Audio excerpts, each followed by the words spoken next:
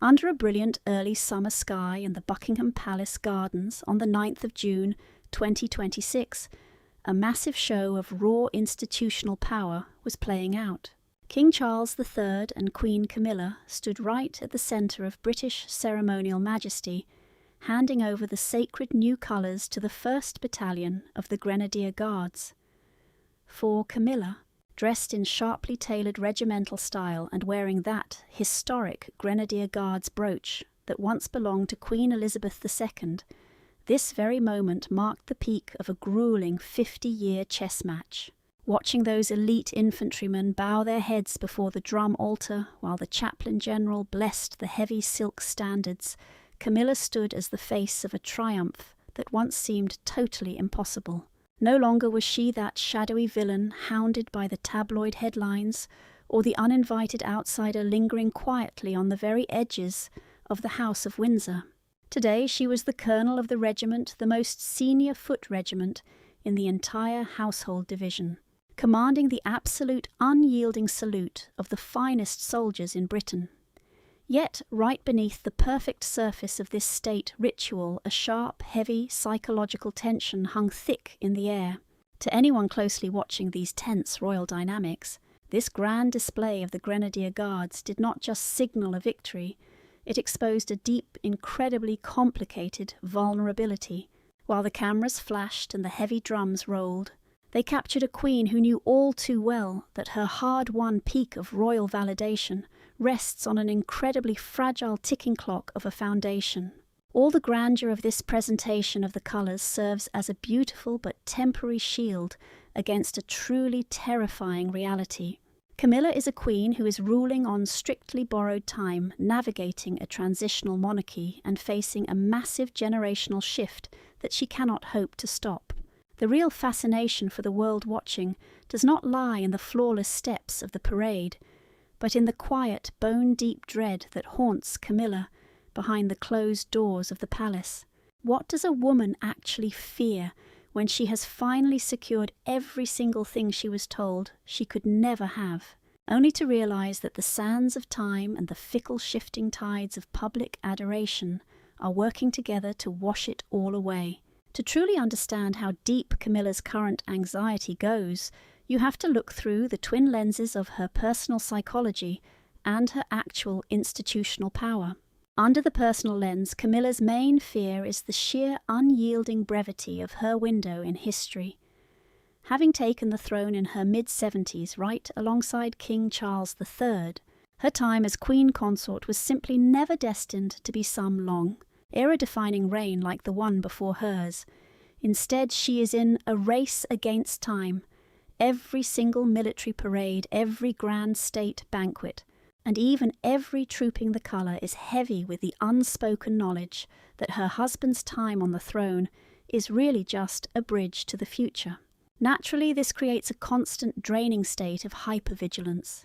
Camilla does not act like someone building a fresh royal legacy, but like a desperate defender holding a very temporary fortress. She knows too well that her position of highest honour is linked directly to the heartbeat of the king. Once that bond is broken by mortality, her protective royal armour vanishes instantly, leaving her to deal with a royal court and a British public that have tolerated her presence but never actually woven her into the emotional heart of the nation. This quiet personal dread naturally bleeds into a far more calculated pragmatic anxiety about her actual power inside the institution. Power inside the British royal family depends entirely on two very fluid currencies: constitutional legitimacy and genuine public adoration. While Charles has carefully handed Camilla that formal legitimacy, the public affection remains frustratingly completely out of her grasp. The recent Grenadier Guards ceremony showed this divide so clearly.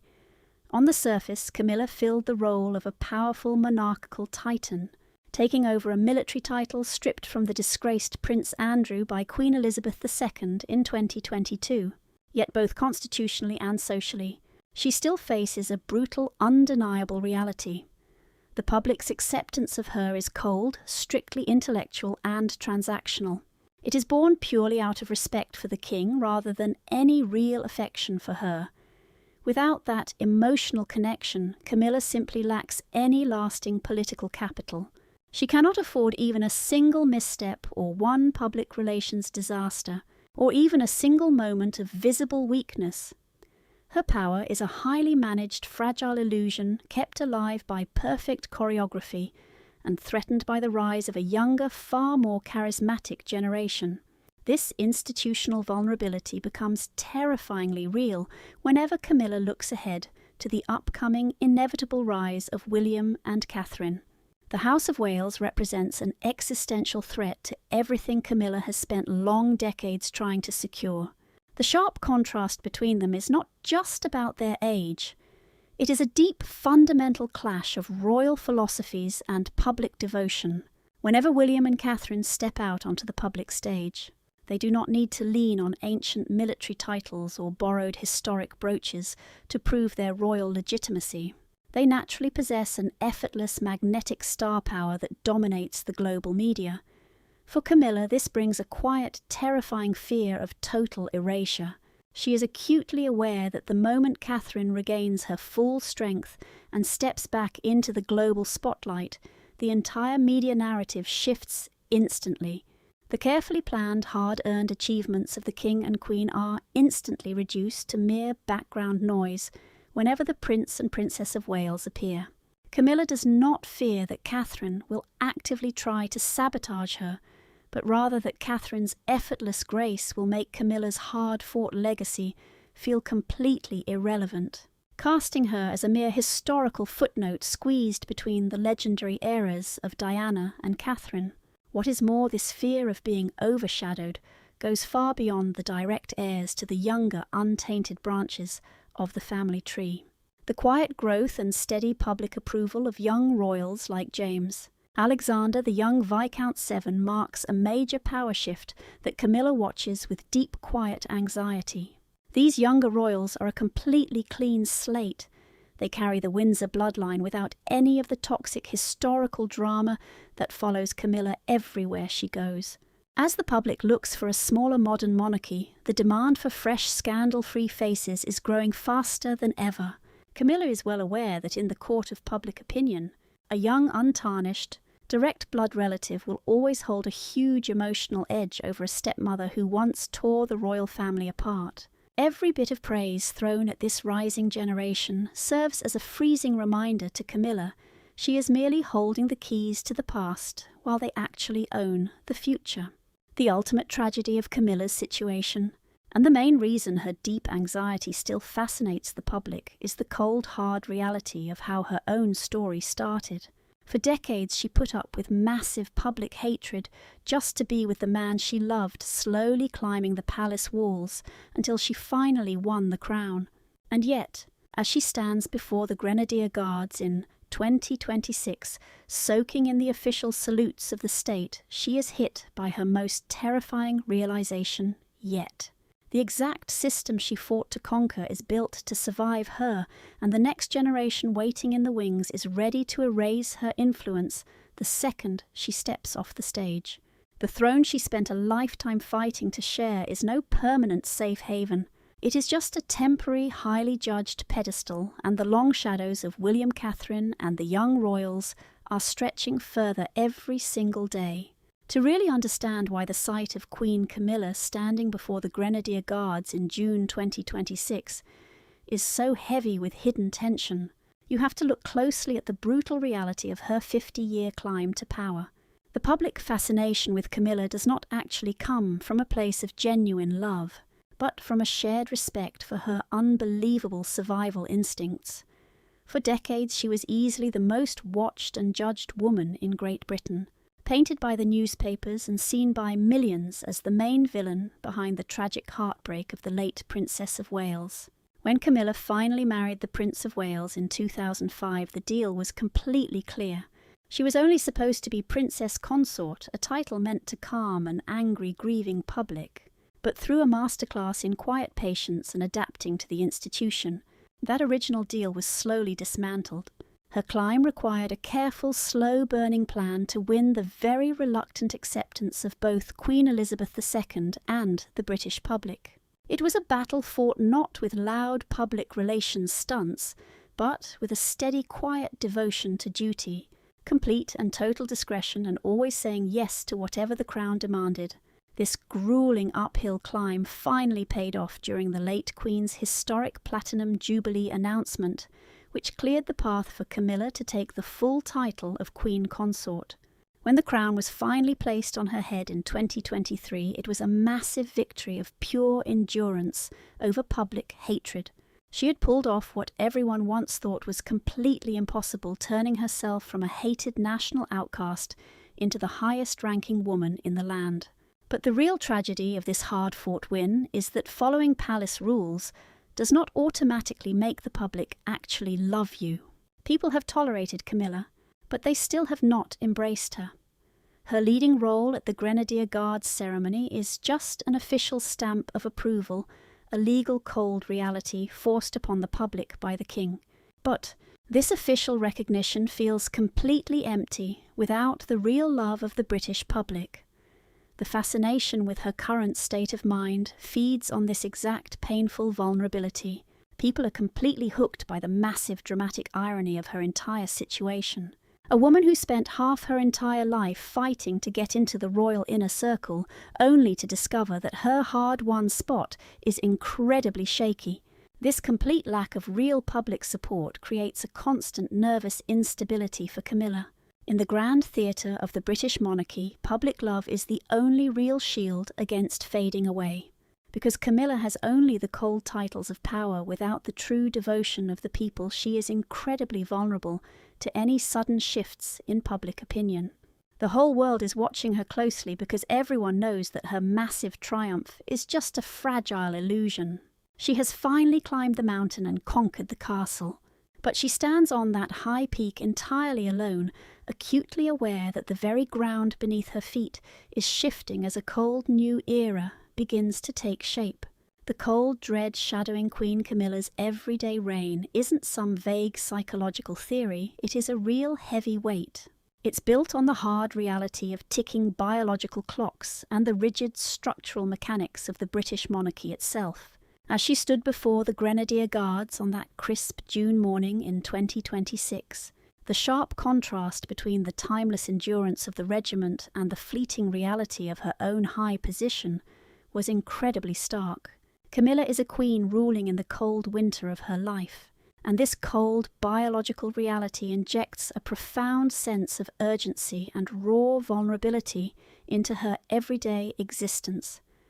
Unlike her predecessor, Queen Elizabeth II, who used a historic 7-decade reign to weave her identity forever into the global consciousness, Camilla must operate within a highly compressed timeline. Her time alongside King Charles III was always destined to be brief, a transitional chapter in the grand saga of the House of Windsor. This reality shapes every single move she makes and every fear she carries. On a deeply personal level, this builds an agonizing state of constant inner tension. Camilla knows all too well that the immense institutional power she holds is completely borrowed, kept alive only by her marriage to the king. Within the rigid, traditional walls of the British court, a queen consort's very survival depends entirely on the heartbeat of her husband. This brutal reality traps Camilla in a state of absolute fragile dependency, where the normal human anxieties of growing old are magnified by the cutthroat mechanics of royal succession. Every small health scare, every single visible sign of exhaustion in the aging king screams that her golden era could end in an instant. The second Charles passes the crown to his heir, Camilla's official status takes a brutal, irreversible downgrade. She'll be pushed from reigning queen down to a mere dowager queen, a title that completely strips away her active constitutional role, her command over proud regiments like the Grenadier Guards, and her central spot on the world stage. This looming reality forces her to face an incredibly dark question. What will actually remain of her hard-fought legacy when her ultimate protector isn't there to enforce it?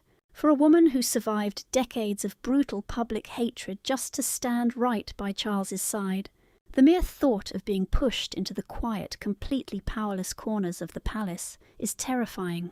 She knows deep down that the courtiers bowing to her right now do so for the reigning king, not out of personal loyalty to her.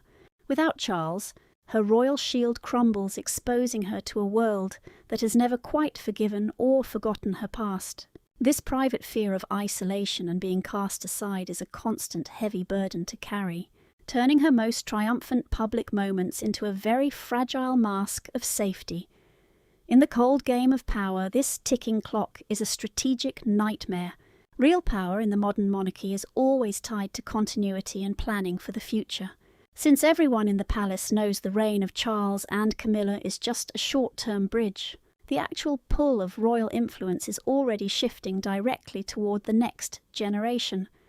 Government officials, major media bosses, and international diplomats look at Camilla and see only a highly temporary tenant while they build all their long-term strategies around the next heirs.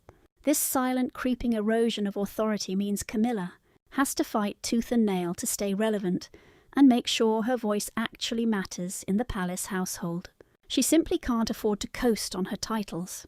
She has to assert herself, constantly knowing that any quiet slip into the shadows will only speed up her erasure by a cold system that is always looking to the future.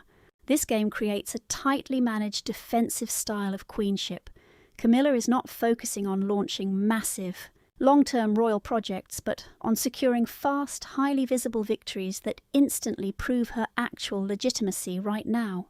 Her grab for prestigious military roles and her endless participation in ancient state rituals, coupled with her careful crafting of the royal image, are all part of a desperate attempt to anchor herself so deeply into the state that she cannot be easily erased when the dark transition finally happens.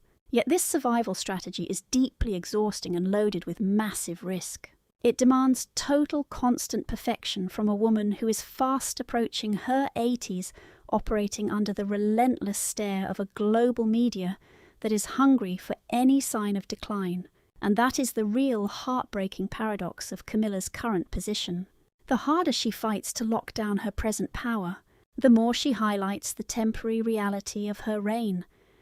The grand display of the Grenadier Guards ceremony, designed as a declaration of her supreme status, it ultimately served as a pretty sharp reminder of how fragile human ambition really is when stacked against an ancient, unchanging crown. Once those heavy drums finally faded and the soldiers marched off, the cold truth remained. Camilla is a queen running a desperate race against the clock, frantically trying to carve her own name into the history books before the relentless tide of the future washes her away completely. The most real immediate threat to Queen Camilla's power is the steady, unstoppable rise of the House of Wales. Her relationship with the heirs Prince William and Princess Catherine is not just some awkward family dynamic, it is a highly complex, ruthless high-stakes battle for the real lifeblood of the modern monarchy, public devotion and total media dominance, even as Camilla stands at the very peak of her formal power, showing off the ancient traditions of the crown with prestigious titles like the Grenadier Guards. She faces a brutal, unavoidable reality. The crown's future belongs to William and Catherine, and the world is far more interested in that tomorrow than in Camilla's hard-won today. This deep generational split leaves a constant buzzing undercurrent of professional dread for the aging queen, who has to live with the bitter truth that her biggest moments can be completely wiped out by the natural, easy charm of her stepchildren. The massive contrast between Camilla and Princess Catherine is incredibly sharp, exposing a huge, gaping vulnerability in the Queen's entire position. Camilla's long climb to the throne was a brutal, exhausting public campaign that took decades of careful manoeuvring just to get people to tolerate her existence. As for Catherine, stepped into the royal circle as an instant favourite, building a flawless modern image that gets absolute adoration worldwide. When she walks into a room, she doesn't need the validation of ancient military roles or heavy royal rituals just to prove she belongs there. Her influence is totally natural, built on a real emotional connection with ordinary people. For Camilla, this sparks a terrifying fear of being erased entirely. She knows the second Catherine shows up, the global media instantly ignores her and swarms the princess, essentially pushing the Queen right back into the shadows of her very own spotlight. This deep worry isn't just about some petty personal jealousy, but comes from a highly realistic understanding of how royalty survives in the 21st century. In a time when the royal family relies completely on winning over the hearts of the public, Catherine is easily their absolute greatest asset. Camilla is fully aware that her own popularity is fragile and manufactured, propped up by clever marketing and the heavy status of King Charles. This makes her royal standing incredibly weak when matched against the natural bulletproof popularity of the young Wales family. Just a single appearance by William and Catherine generates the kind of buzz and glowing press that Camilla could never dream of matching. This harsh reality places an invisible heavy weight on the Queen's shoulders, forcing her to work twice as hard to ensure that all her state duties, like presenting the colours to the prestigious Grenadier Guards, actually get enough public attention to justify her spot right at the top of the firm. Plus, the rise of Prince William adds a cold political edge to her fears. William isn't just an heir waiting around, he is a highly focused prince with very clear plans on how a modern, slimmed-down monarchy should look. And Camilla knows all too well that William's future plans for the House of Windsor probably won't include much room for her or her own Parker Bowles family. Even though King Charles III has done absolutely everything to lift his wife up and bring her kids into the royal circle, William taking over will bring a totally different agenda. The second William takes the throne, all the royal protection Camilla relies on will vanish, handing complete control to a man who still carries the painful, bitter memories of what happened to his mother, Princess Diana. This leaves a heavy cloud of insecurity over Camilla.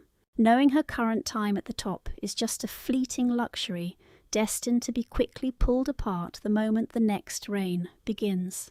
The public is absolutely obsessed with this quiet power struggle because it brings out the ultimate drama hidden deep inside the palace walls.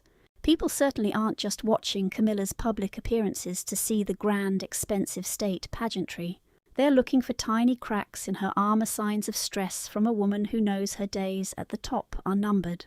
Every single victory Camilla celebrates today is overshadowed by the certainty that the younger generation will soon push her aside. This rivalry turns her reign into a brutal balancing act, forcing her to look fully in charge, while secretly dreading the fact that the people waiting to replace her hold all the power. Her sheer popularity, and that historic unwritten mandate to make her entire legacy look completely irrelevant. The sheer weight of Queen Camilla's institutional anxiety gets so much heavier when she looks past the massive shadow of the House of Wales and confronts the quiet, steady rise of the monarchy's youngest adult generation. While the eyes of the public are always locked onto the high-profile moves of Prince William and Princess Catherine, a much quieter but just as deep generational shift is happening further down the royal family tree. The absolute best example of this threat is young James Alexander, the Earl of Wessex, once known as Viscount Severn. As the youngest grandson of the late Queen Elizabeth II and the son of Prince Edward and Sophie, the Duke and Duchess of Edinburgh, James Alexander brings a clean, totally untainted lineage that stands in incredibly sharp, uncomfortable contrast to the messy, conflict-heavy history that Camilla has to drag into every single state event, like that big Grenadier Guards ceremony. Watching the public fall in love with a rising star like James Alexander stirs up a real deep-seated worry for the Queen about how she can possibly protect her own legacy. This kid belongs to a whole new generation that finally gives the House of Windsor a completely fresh start in the eyes of the public. He was raised completely outside that toxic media spotlight by parents who wanted a normal, quiet, scandal-free upbringing. So he steps onto the royal stage without a single mark on his name. For a global audience hooked on messy royal drama, the contrast is impossible to miss. Camilla is a queen who only clawed her way to power through decades of painful, calculated moves, dodging constant public hatred and historic scandals. Meanwhile, James Alexander, simply by being born and keeping a clean modern image, commands a totally natural, effortless respect from a crowd that is desperate for fresh, unbothered faces of the crown. This whole dynamic brings a quiet but terrifying threat of emotional displacement straight to Camilla. In the modern media world, people do not just sit back and watch state rituals. They are actively hunting for symbols of renewal. At these massive ceremonial events, when the TV cameras drift away from the aging monarchs to focus on the youthful, calm composure of James Alexander, it feels like a quiet changing of the guard.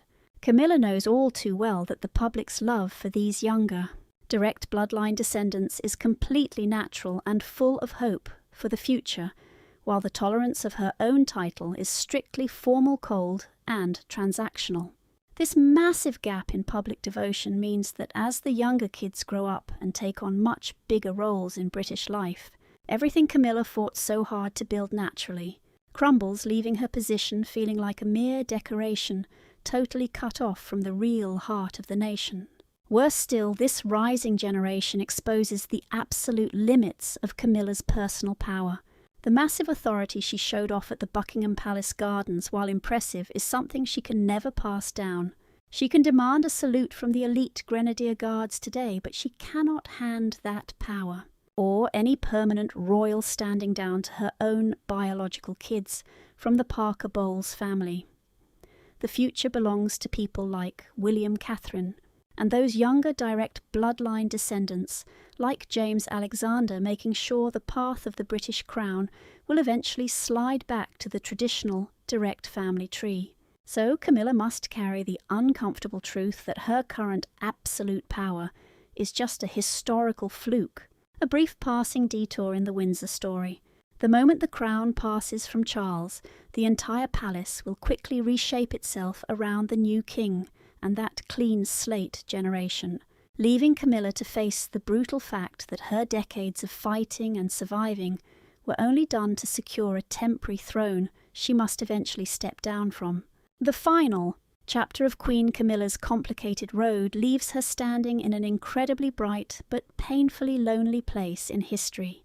That Grenadier Guards ceremony in June 2026 will go down as the absolute defining picture of her entire reign, a high point of total royal acceptance that was deeply shadowed by a constant, inescapable feeling of personal vulnerability. For a woman who spent literally half her life being treated like the ultimate home-wrecking outsider, the formal salutes from Britain's most elite soldiers gave her the highest possible sense of absolute payback.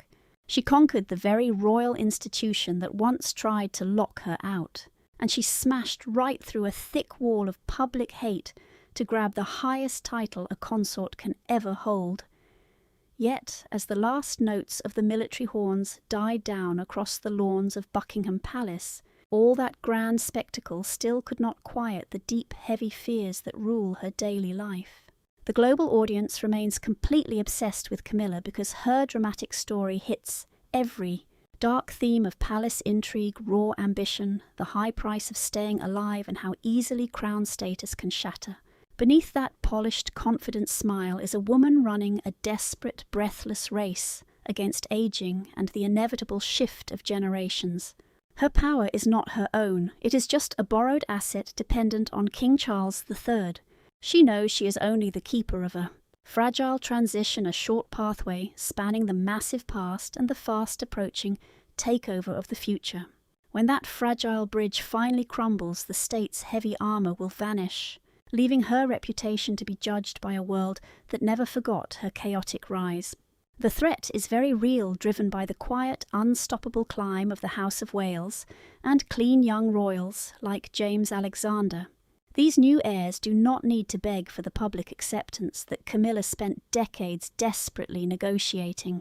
They carry an easy, natural legitimacy that effortlessly pulls the spotlight away from the current queen.